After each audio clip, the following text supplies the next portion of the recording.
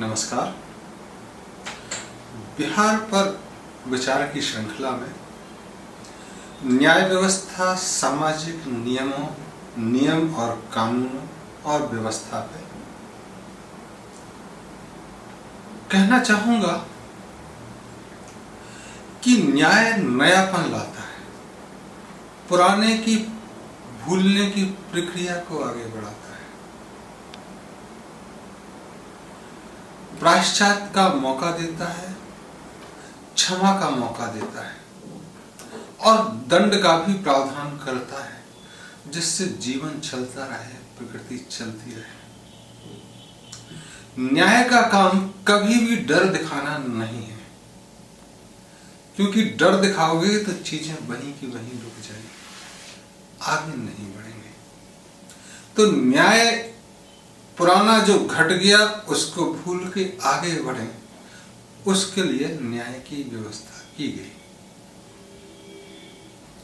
कि चीजें आगे अच्छी चले। लेकिन आज कमोबेश स्थिति बहुत चिंताजनक बनी हुई है। एक घटना आती है कि एक बच्चा अपने बापू के साथ एक दुकान पर सामान खरीदने गया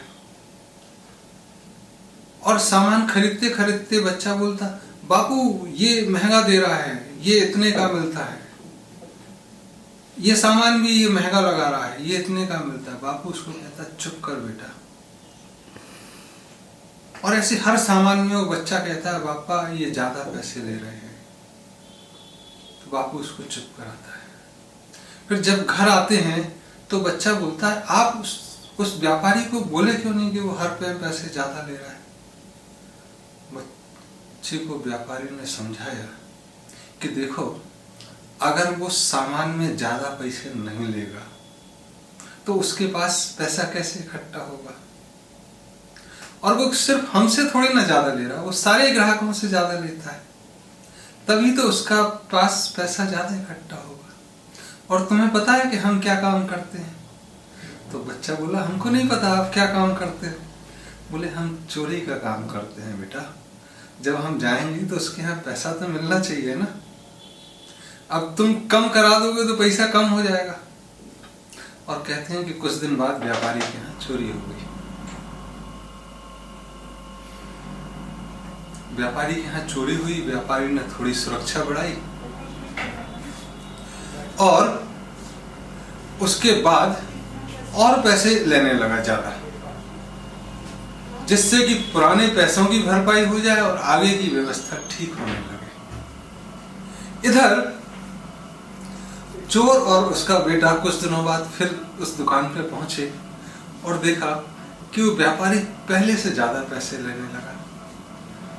तो उसने कहा, बापू अब तो ये और भी ज्यादा लूटने लगा। तो बापू ने कहा कि हाँ बेटा, अब इसके यहाँ से और ज्यादा पैसा मिलेगा, चिंता क्यों करते हो। तब कुछ दिनों बाद फिर चोरी हो जाती है। इस चोरी के बाद व्यापारी अपने घर में सुरक्षा बढ़ा देता है और पुरानी भरपाई करने के लिए और आगे के लिए नई नई स्कीमें लेते आता है, उधार की बात लेके आता है, चीजों को स्कीम के तहत महंगे से बेचने की कोशिश करता है, डाउन पेमेंट की बात करता है, कैशलेस इंटरेस्ट की बात करता है, तमाम चीजें लेके आता है, जिससे आदमी का दिमाग घूम जाए और अंततः वह ज्यादा पैसे दे जाए और सुरक्षा बढ़ा देता है। कुछ पैसा फिक्स डिपॉजिट में डालने लगता है, कुछ सोना चांदी इकट्ठा करके रखने लगता है।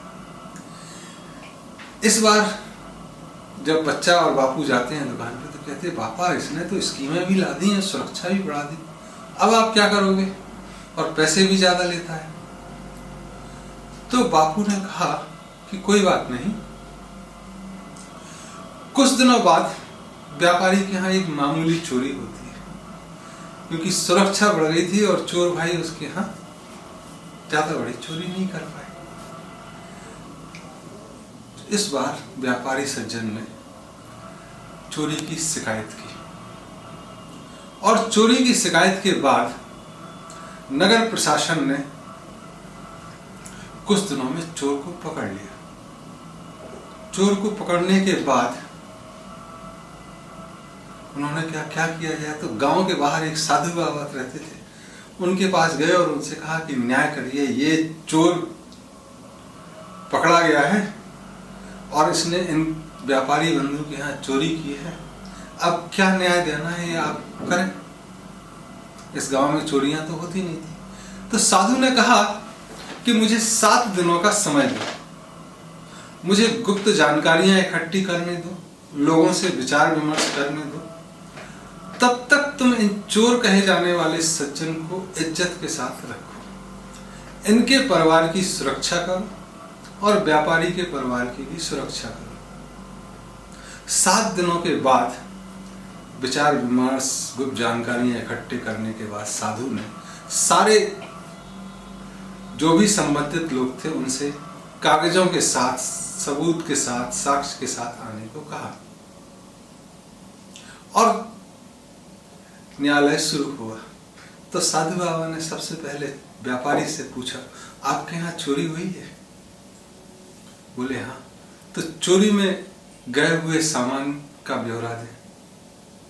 जी, व्यापारी बोला। आपके यहाँ इसके पहले भी चोरी हुई है? बोले हाँ। हर चोरी का ब्यौरा दे सामान का। इसके बाद साधु ने पूछा चोर से, जो कहा जा रहा था, कि आपने चोरी की है? बोले हाँ। तो बोले जितनी चोरी की है सब चोरी का ब्यौरा दो, जो भी सेठ के यहाँ तुमने चोरी की है उस चोरी का ब्यौरा दो। उसने कहा ठीक है। फिर साधु ने नगर के जवानों से पूछा, इसके यहाँ चोरी का कितना सामान मिला, उसका ब्यौरा दो। तो जवानों ने कहा कि इसके यहाँ से तो कोई खास सामान मिला नहीं, जैसा आम घरों में होता है वही सामान मिला है। इसके परिवार वालों ने जरूर बताया कि चोरी के बाद इसने पार्टी की अपने दोस्तों के साथ और बहुत पैसा गुप्त दान के रूप में मंदिर में दे दिया, कुछ गरीबों में बांट दिया। तो साधु ने नगर के प्रबंधकों से पूछा, क्या ये जवान सही बोल रहे हैं? क्या इसके यहाँ से कोई पैसा नहीं बोला होगा? तो नगर के प्रबंधकों ने कहा कि जो हमारे जवान हैं ये सत्य बोलते हैं, और जहां तक इन सज्जन का सवाल है, जो चोर हैं ये समाज में भले काम करते रहते हैं, और जिस दिन चोरी हुई उसके कुछ दिन बाद मंदिर में गुप्तदान आया भी था। तो उन्होंने कहा कि नगर प्रबंधकों से कि चोरी इसने पहले भी की है, आपने पहले क्या किया? तो नगर प्रबंधक ने कहा कि चूंकि रिपोर्ट पहली बार आई है इसलिए एक्टिंग भी पहली बार की है, कार्रवाई भी पहली बार की है, और पहले सूचना नहीं आई तो बिना सूचना के पहले हम कैसे करें? तो साधु ने पूछा चोर से कि तुम चोरी क्यों करते हो? क्या तुम सामान्य नहीं रह सकते हो? तो उसने कहा कि मैं बचपन से देखता था कि यह व्यापारी सज्जन सबसे पैसे ज्यादा लूटते हैं, हर चीज का ज्यादा लेते हैं, आदिवासियों को और गांव वालों से काम कराकर उनको कम पैसे देते हैं, लागत का कम देते हैं और मुनाफा ज्यादा लेते हैं। मुझे इन पर बहुत गुस्सा आता था। अब मैं इनकी तरह तो काम कर नहीं सकता था, तो मैंने चोरी का रास्ता चुना। चोरी ये भी करते हैं, चोरी हम भी करते हैं, तो मैंने चोरी का रास्ता सुना। तो व्यापारी से पूछा, क्या आप सब चीजों का ज्यादा मुनाफा लेते हैं? व्यापारी ने कहा कि इस प्रश्न का मेरे यहाँ हुई चोरी से कोई ताल्लुकात नहीं है। यह चोर खड़ा है, इसने चोरी कबूल की है, इसको आप कठिन से कठिन दंड दो, जिससे कि समाज में कोई दूसरे चोरी करने की हिम्मत न कर सके। साधु ने कहा कि ताल्लुक है, अगर आपके पैसा नहीं होता पास में तो यह चोर आता भी तो इसको क्या मिलता? तो यह धन कैसे हुआ इकट्ठा, ये हमको बताओ। तो व्यापारी ने कहा, इस प्रश्न का कोई मतलब नहीं है कि मेरे पास कैसे धन इकट्ठा हुआ, ये मैंने अपनी मेहनत से कमाया है। साधु ने कहा जवानों से कि इन सज्जन को, जो व्यापारी हैं, इन चोर को अपनी निगरानी में रखो और जब तक ये बताने के लिए हाँ ना कहें तब तक इन्हें निगरानी में रखो। इसको देखते हुए व्यापारी घबराया और बोला, यह तो व्यापार के नियम है, यह तो आवक जावक सामान के आने पे और उसकी बिक्री पर निर्भर करता है कि कौन सामान कितना सस्ता आएगा, कब बिकेगा, कौन हमारा पूर्व ग्राहक है, कौन बड़ा ग्राहक है, उसके हिसाब से हम पैसा लेते हैं। तो यह तो बाजार के नियम है। और आपको बता दें कि साम्यवाद क्यों नहीं चला, क्योंकि उसमें स्वार्थ सिद्धि नहीं थी और पूंजीवाद की व्यवस्था चल रही है। तो व्यापारी ने कहा कि साम्यवाद लोग सोचते हैं कि इसलिए नहीं चला कि स्वार्थ सिद्धि नहीं है। वह तो नहीं ही है, लेकिन उसमें आस्था भी नहीं है और इसलिए नहीं चले। इसके बाद साधु ने नगर प्रबंधकों से पूछा कि आपके इलाके में चोरी लगातार चल रही है, ये हमेशा ज्यादा पैसा लूटते हैं, आपने इस संबंध में क्या किया? तो नगर प्रबंधकों ने कहा कि समझ नहीं आता है क्या करें। एक समय था कि ज्ञान, ध्यान, शिक्षा, अनुसंधान महत्वपूर्ण था। फिर दूसरा समय आया, वहां माइट इज राइट हो गया, ताकत ही सही है। फिर आज समझ में आता है कि लोग कहते हैं मुनाफा सही है, प्रॉफिट इज राइट। तो प्रॉफिट राइट है तो डिसेप्शन माइट है, धोखा देना ताकत है। तो जब बाजार ही ऐसे चल रहे हैं तो हम क्या करें? आज कोई भी इकोनॉमिक थ्योरी, चाहे वो बार्टर सिस्टम से, अदला बदली के सिस्टम से लेके क्लासिकल इकोनॉमिक थ्योरी या न्यू क्लासिकल, सब फेल हो चुकी है। तब मैं इस व्यापारी सज्जन को क्या कहूं और कैसे कहूं? व्यापारी सज्जन बोलते हैं कि देखिए सर, मेरे पास और भी न्यायालयों में जाने का मौका है, आप इस चोर को दंड दीजिए कठिन से कठिन, और ये बेकार की बातें बंद कीजिएगा। साधु ने कहा नगर प्रबंधकों से और जवानों से आपको कुछ और बोलना है तो बोलिए। चोर ने कहा कि मैं छोटी चोरी नहीं करता हूं, मैं एक बार चोरी करता हूं, मुझे लोग तिरस्कार की दृष्टि से देखते, ये रोज चोरी करते हैं और इज्जत से खड़े हुए हैं, और ये नगर प्रबंधक भी इनको आदर के साथ देखते हैं। अगर चोरी हम कर रहे हैं तो ये भी कर रहे हैं, इनको भी दंड मिलना चाहिए। और ये नगर प्रबंधक भी चोरी रोकने में नाकामयाब रहे हैं, तो कहीं ना कहीं इनकी भूमिका भी है, अपने काम से चोरी करते हैं, तो इनको भी मिलना चाहिए। और अगर ये सब नहीं मिलेगा तो जवानों का क्या होगा? ये तो बेरोजगार रहेंगे ना कल के दिन। चोर ने कहा। तो साधु ने कहा कि बात सही है, जवानों से आपको क्या कहना है? बोले ये सब हमारे समाज का अंग है और सारी अव्यवस्था फैलाए हुए है। न्याय नहीं है इसलिए अव्यवस्था है, तो हम तो आपको कहेंगे कि न्याय दीजिए जिससे व्यवस्थाएं भी ठीक हों, इनको दंड ही ना मिले। तो यह सब सुन के साधु बाबा ने एक बार फिर से पूछा सबको कि कुछ कहना चाहते हो? जब सबने कहा कि हम कह चुके, तब साधु बाबा ने कहा कि सामान्यतः चोरी व्यापारी ने भी कबूल ली है और चोर ने भी कबूल लिया, तो एक दंड यह होता कि इन दोनों के हाथ काट दिए जाएं, जिससे चोरी करने लायक ना रहे। लेकिन ऐसी व्यवस्था में इनको जीवन भर खिलाना पड़ेगा। तो हाथ काटना एक समाधान नहीं है, इनकी नीयत बदलना, आदत बदलना, दिशा बदलना एक समाधान है। दूसरा चीज कि आपने हमको अंतिम न्यायालय माना, और पहला भी, इसलिए मुझे खुशी है कि यह पहला और अंतिम न्यायालय है, इसके बाद आप नहीं करेंगे। तीसरी चीज, आपने एक ऐसे व्यक्ति को चुना जिसका समाज से सरोकार है भी लेकिन किसी से संबंध नहीं है, क्योंकि न्याय व्यवस्था वही न्याय दे सकता है जिसका किसी से कोई लेना देना नहीं है, और मैं अपनी मर्जी का स्वतंत्र हूं। इसके बाद उसने कहा कि देखो व्यवस्थाएं खराब हो गई है, तो व्यवस्थाओं पे काम करना बहुत जरूरी है। अब अंत में मैं कहना चाहूंगा कि सारे लोग दोषी हैं, इस समाज में और कितने सेठ के व्यापारी जैसे लोग हैं, व्यापारी, उनका पता लगाना भी जरूरी है। तब अब मैं सीधे सीधे सजा पर आता हूँ। तो इन चोर की जिम्मेदारी है कि 2 महीने में पता लगा के दें कि व्यापारी की तरह कौन कौन काम करता है। जवान लोग इस चोर के घर की सुरक्षा करें, व्यापारी के घर की सुरक्षा करें।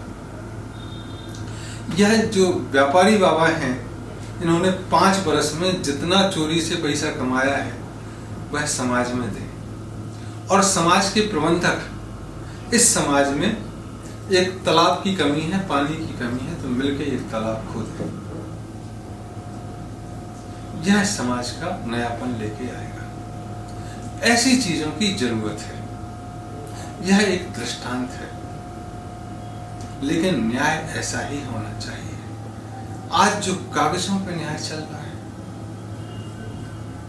आज जो नौकर न्याय दे रहे हैं, इस न्याय व्यवस्था से न्याय नहीं मिलेगा। 1908 में गांधी जी ने एक किताब लिखी है महत्वपूर्ण, हिंद स्वराज्य, जिसमें एक चैप्टर लॉयर भी है। और उन्होंने दिखाया कि कैसे जज और वकील क्रॉस कजन है, आपस में मौसेरे भाई है। जैसे चोर चोर मौसेरे भाई होते हैं, वैसे जज और वकील मौसेरे भाई हैं। यह पाप का व्यापार है और इसने देश की गुलामी बढ़ाई है। अगर 2 बिल्लियां झगड़े और बंदर के पास जाएं तो बंदर का स्वामित्व स्वीकार करना होता है। ऐसे ही गुलामी के दौर में भारत ने जब अंग्रेजी न्याय व्यवस्था को स्वीकृत किया, मतलब अंग्रेजी न्याय को मान लिया, और आज 73 वर्ष भी बाद वही न्याय व्यवस्था चल रही है, तो ये मान के चलिए कि अंग्रेजों का शासन चल रहा है। प्रधानमंत्री और मुख्यमंत्री बदले हैं।